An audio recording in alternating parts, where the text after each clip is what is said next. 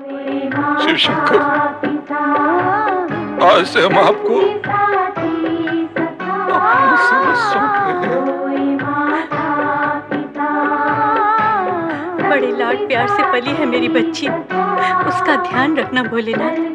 आप तनिक भी चिंता ना करें, मैं पति धर्म का पालन करते हुए पार्वती के सुख दुख का सदा ध्यान रखूंगा। तो अब चलें भोलेश्वर? जैसी आपकी इच्छा।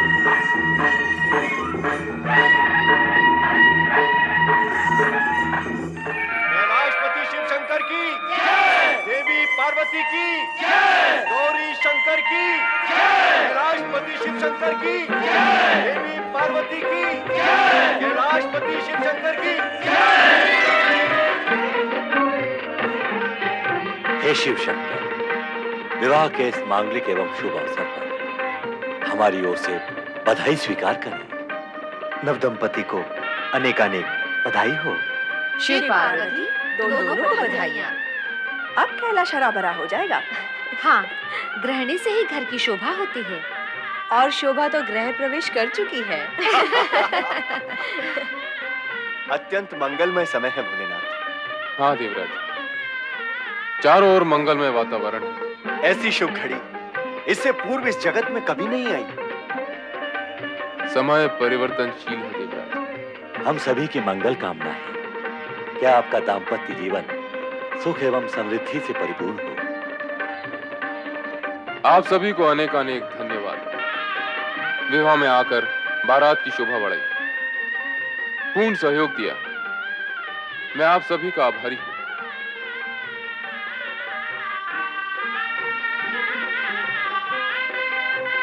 नारायण नारायण, धन्य है आप और आपकी लीला, धन्य है। संपूर्ण जगत का भार उठाने वाला आज स्वयं आभारी है। नारद, तुम्हारा मन किसके भार से भारी हो रहा है? भोलेनाथ, तीनों लोकों में तारकासुर ही सभी के जीवन का भार बना हुआ है। और यह भी अटल सत्य है कि तारकासुर का वध आपके पुत्र के हाथों ही होगा। परंतु तब तक उसके आतंक से देवगणों की रक्षा कैसे होगी भोलेनाथ, कैसे होगी? नारद, तुम तो दानव मानव सभी में समान रूप से पूज्य हो। जाकर उस तारकासुर को सद्बुद्धि दो, पाप कर्मों से दूर रहने की मंत्रणा दो। दुष्ट, अहंकारी और अभिमानी प्राणी सुबुद्धि से दूर भागते हैं और सुबुद्धि की मंत्रणा देने वाले को मारने के लिए उसके पीछे भागते हैं। चिंता करने की कोई आवश्यकता नहीं। उपाय करने में तुम चतुर हो। यदि फिर भी कार्य सिद्ध नहीं हुआ तो हम अन्य कोई उपाय करेंगे। हर हर, हर महादेव।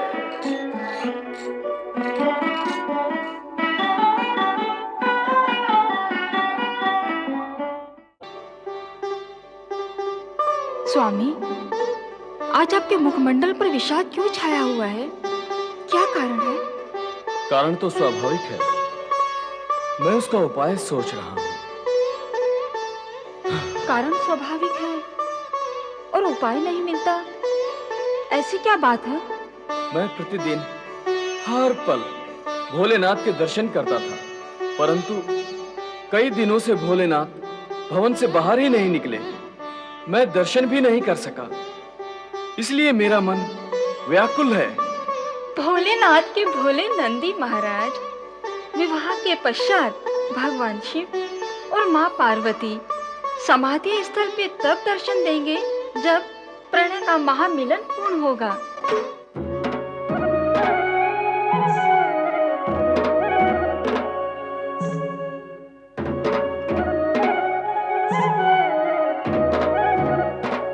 इस समय जगत की समस्त चिंताओं से मुक्त हो जाओ देवी। चिंता? हाँ, ये समय केवल चिंतन का है।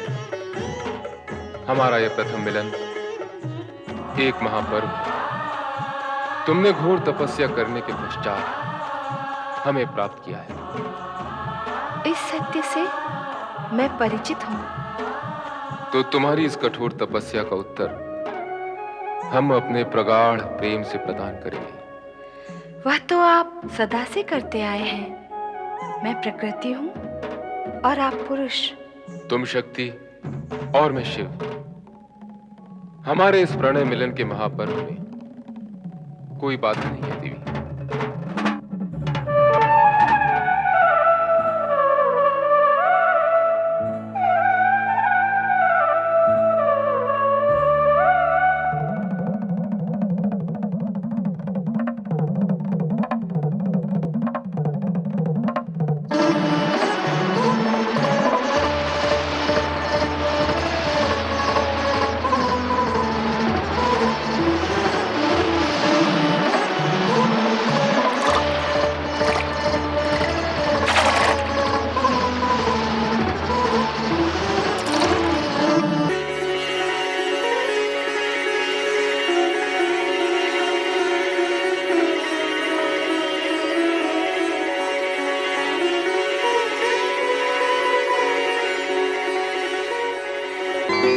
भगवान शिव और माता पार्वती योग समाधि में निमग्न हैं।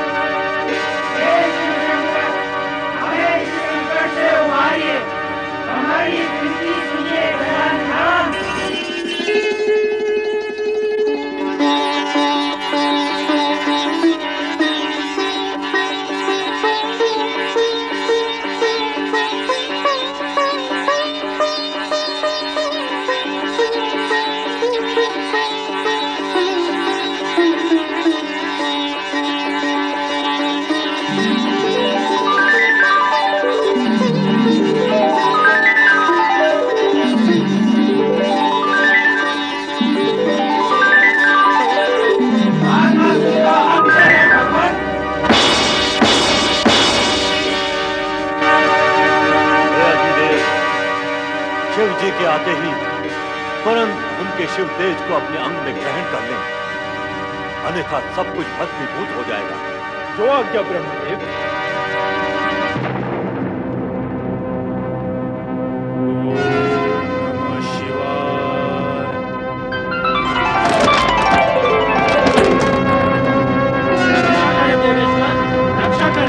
तारकासुर के कारण कष्टों का अंत नहीं है महेश्वर।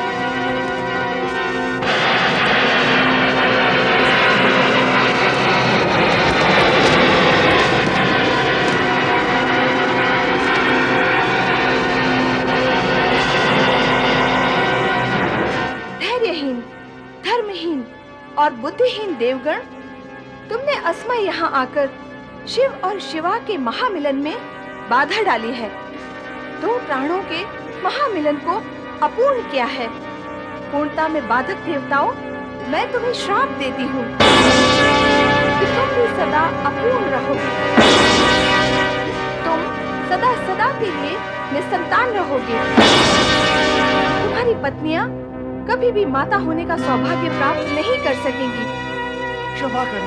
क्षमा करें माँ, हम पर दया करें माता पार्वती, हम पर दया करें। दया करें माँ, दया करें, हमें क्षमा करें माँ, क्षमा करें, दया करें माँ, दया करें।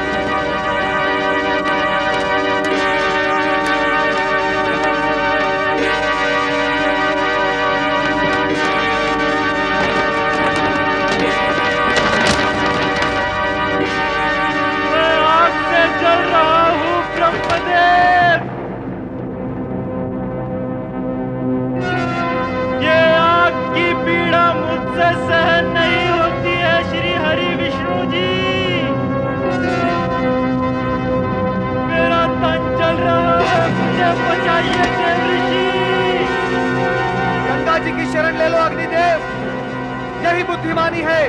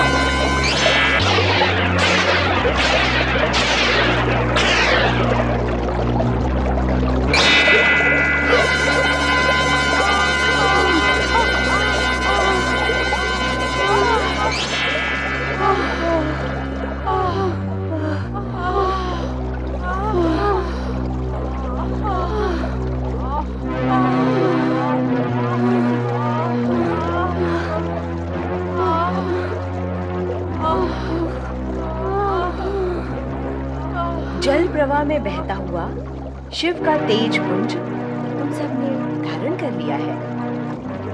अब इस पीड़ा और संकट का निवारण केवल शिव आराधना ही है। आओ तट पर बैठकर पंचाक्षरी मंत्र का जाप करें। शिव सदा मंगल ही करें।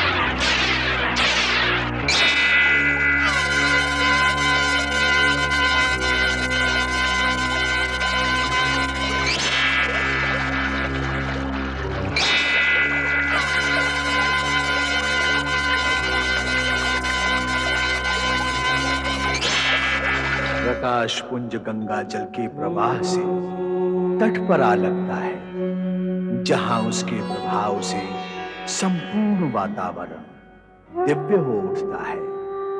वेग से चलते पवन के चंचल स्पर्श से पत्ते लयबद्ध ध्वनि करने लगते हैं। तट पर ऋषि विश्वामित्र शिष्यों सहित यज्ञ कर रहे कि अकस्मात शिशु के रुदन की गूंज उन्हें सुनाई देती है।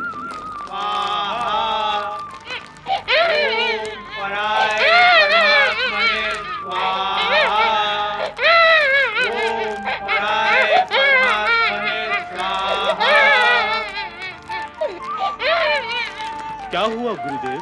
आप खड़े क्यों हो गए गुरुदेव? शिशु का रुदन सुन रहे हो? किसी नवजात शिशु का रुदन है गुरुदेव। ये शिव पुत्र है। शिवपुत्र? असुरों का नाश करने वाला शिव पुत्र। उसके दर्शन का पुण्य लाभ करना होगा। मुझे इसी घड़ी की प्रतीक्षा थी शिव पुत्र, इसी घड़ी की प्रतीक्षा।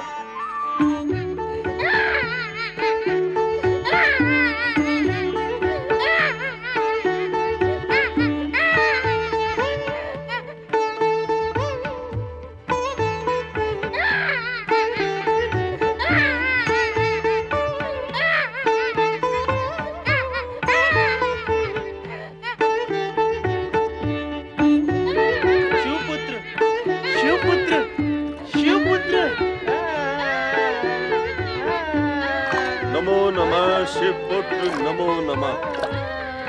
हे शिव तेज पुत्र, नमो नमः। महर्षि विश्वामित्र? सिकंद नाम शक्ति पुंज, नमो नमः। हे शिव पुत्र, शिव के तेज से उत्पन्न होने के कारण आप में वो सभी शक्तियां विद्यमान हैं जो भगवान शिव में है। तारकासुर जैसे अत्याचारी का संहार करने के लिए ही आप इस धरती पर प्रकट हुए हैं। हे शक्ति पुंज, कृपा कर मुझे वो ज्ञान एवं शक्ति प्रदान करें जिसके लिए मैं अनंत समय से प्रयत्नशील होने के उपरांत भी वंचित हूं। कृपा करें ऐ कृपा निधान, दया करें ऐ दया निधान, कृपा करें। ज्ञान और शक्ति आप में समा गई है। आप राजर्षि से महर्षि बन चुके हैं। अब मैं आपको ब्रह्म ऋषि बनने का वरदान देता हूँ। शिव कृपा से आपके हृदय में धर्म ज्ञान प्रकट होगा। आपका स्थान ब्रह्म ऋषि में श्रेष्ठ होगा।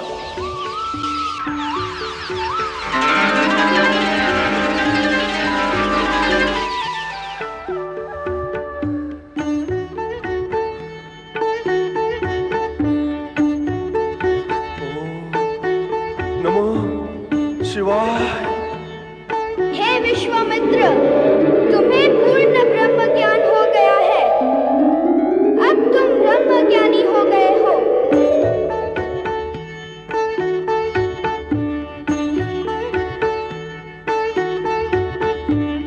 ओम नमो शिवाय। दुखी जन का रुदन दूर करने के लिए तो आप प्रकट हुए हैं और स्वयं रुदन कर रहे हैं। आपकी लीला का प्रयोग मुझ पर क्यों भगवान, जगत पर करें।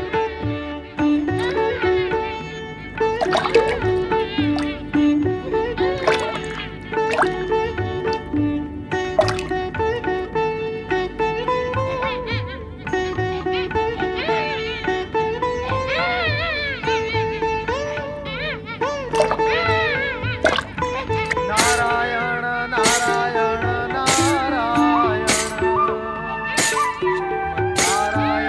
नारायण नारायण।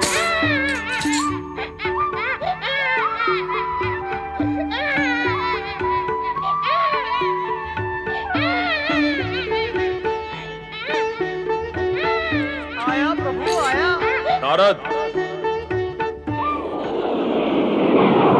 तुम्हें नीचे पृथ्वी की ओर नहीं और ऊपर आकाश की ओर जाना है।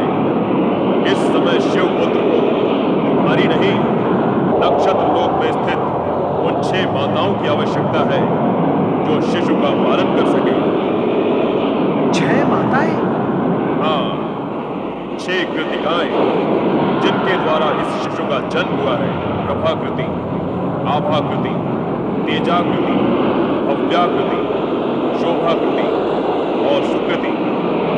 तुम नक्षत्र लोक जाकर इन कृतिकाओं को इस शिशु के विषय में सूचित कर दो। यही शिव इच्छा है।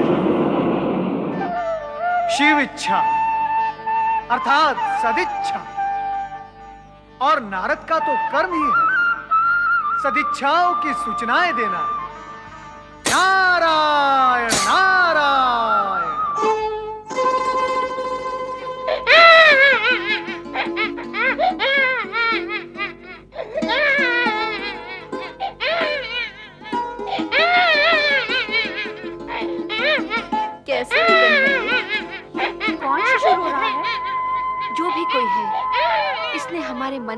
पुत्र को जागृत कर दिया है। हाँ, मुझे भी ऐसा ही लग रहा है। लग तो ऐसा ही रहा है जैसे कि अपना ही शिशु रो रहा है। जब हम सभी को ऐसा लग रहा है तो हमें तुरंत शिशु की खोज करनी चाहिए। भव्याकृति, कुछ दिखाई दिया? नहीं, तेजाकृति, प्रभाकृति, शोभाकृति और आभाकृति, किसी को भी कुछ दिखाई नहीं दे रहा। नारायण नारायण। देवर्षि, आप और यहाँ, आप तो तीनों लोकों में भ्रमण करते हैं। आज नक्षत्र लोक में आना कैसे हुआ? नारद जिस लोक में भी जाता है, लोक कल्याण के लिए ही जाता है। और आज नक्षत्र लोक में भी इसलिए आया है कि आपने मातृत्व जागृत होने के कारण आप सभी की गोद भर देने का सुफल देना चाहता है। नारायण नारायण। ये आप क्या कह रहे हैं देवर्षि? मैं नहीं, उस शिशु का रुदन कह रहा है जो आपके मातृत्व के अभाव में व्याकुल है। अर्थात जिस शिशु का रुदन सुनकर हमारा मातृत्व जागृत हुआ है। आप सभी उसकी माताएं हैं।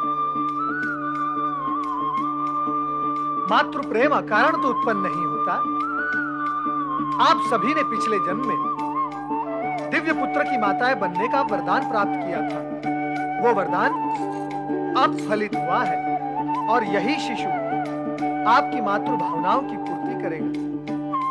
इसीलिए सखन वन के जल में रुदन द्वारा वो आप सभी को पुकार रहा है। परम पिता ब्रह्मा जी के वरदान अनुसार महाबली तारकासुर का वध इसी शिशु द्वारा होगा।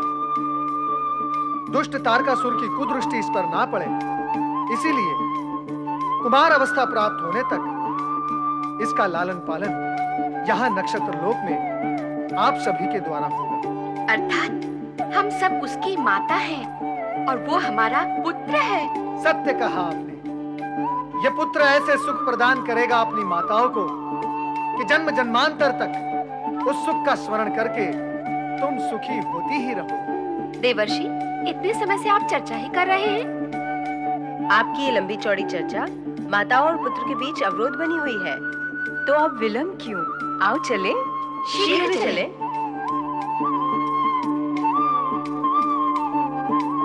माता का हृदय कब और कैसे बनाया है प्रभु? क्या आपने मन की करुणा और माता के हृदय की ममता के मेल से बनाया है? देखा ना, पुत्र का नाम सुनते ही कैसी सबके सब भाग गई अपने पुत्र कार्तिकेय के पास।